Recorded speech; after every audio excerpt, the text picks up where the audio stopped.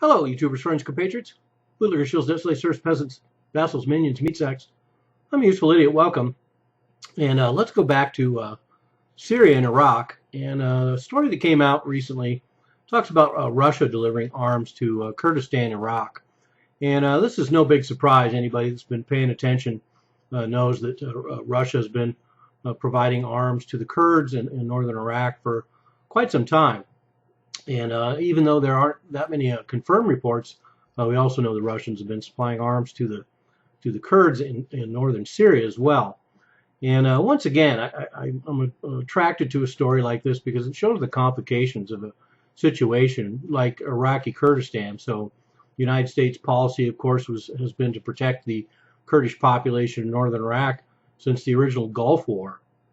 And we've supplied them with a certain amount of weapons. And now, we find a situation where we have the U.S. Ostensibly supporting and supplying weapons to the Kurds in northern Iraq, including U.S. forces that are stationed there, and yet we have everyone from Russia to the United States to Germany to Iran providing weapons for the Iraqi Kurdistan. So an interesting mix of people that get involved in supporting the Kurds.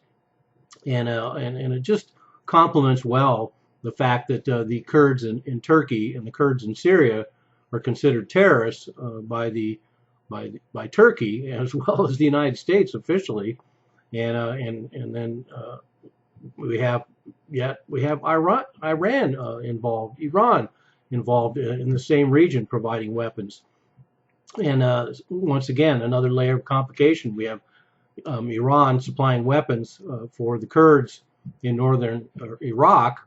And yet there's Shia militia that include Iranian militia who are clashing with the Kurds in Iraq. And then there also is Iranians involved in the war in Syria who have at various points clashed with the Kurds, although the government forces and the Iranians haven't been having a confrontation with the Kurds in Syria for quite some time. But nonetheless, all the complications are there.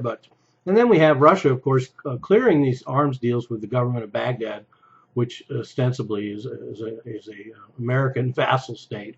So just really incredible how this stuff works. And it shows that, once again, that you can never really assume what these actual relationships are between countries like the United States and Russia and Iran and whoever, because circumstances create some interesting bedfellows. But anyway, to get back to the story, Russia's delivered the first of 5 planned arms shipments to the Kurds in Iraq, and they're giving some of the heavier weapons that other players are not necessarily inclined to do. And March 14th is when the first batch arrived, and these include anti-aircraft weapons and grenade launchers. I found that rather interesting that they're giving the Kurds in northern Iraq anti-aircraft weapons, and probably they're going to give some similar anti-aircraft weapons to the Kurds in Syria. And of course, both these areas we have Turkish fighters attacking Kurdish positions in both Iraq and Syria. So one can extrapolate that Russia has some interest in maybe creating a situation where the anti-aircraft the Kurds are used against Turkish planes.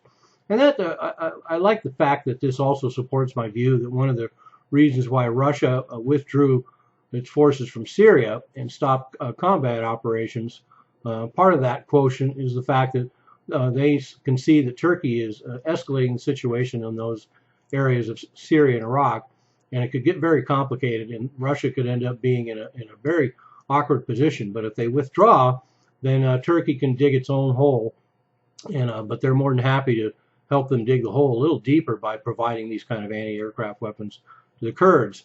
But also Russia is really pushing to have the Kurds as part of the settlement process in Syria, which includes this new claim of a northern Syria federation built around the Kurdish regions, Rojava. But anyway, let's go back to this last bit about this story, and that's the Russians spokesman said, quote, Russia has decided to change its Middle East policy. Euro and Middle East intelligence have long known of our cooperation with the Kurds. There's nothing wicked in cooperating with those who fight ISIS. So interesting that they even point out that, like I said earlier, that everybody knows who's supplying weapons in that region, and that Russia is doing so as well. But we also have, of course, naturally, Turkey recently warning both the United States and Russia for giving too many heavy arms to the Kurds, and especially arming the Kurds in Syria. So that's another confirmation we have that Russia has been arming the Kurds there as well.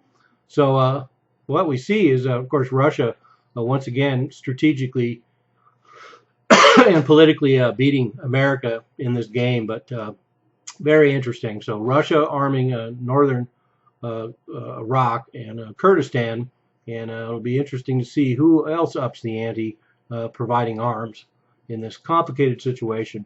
I'm a useful idiot, don't you be one too.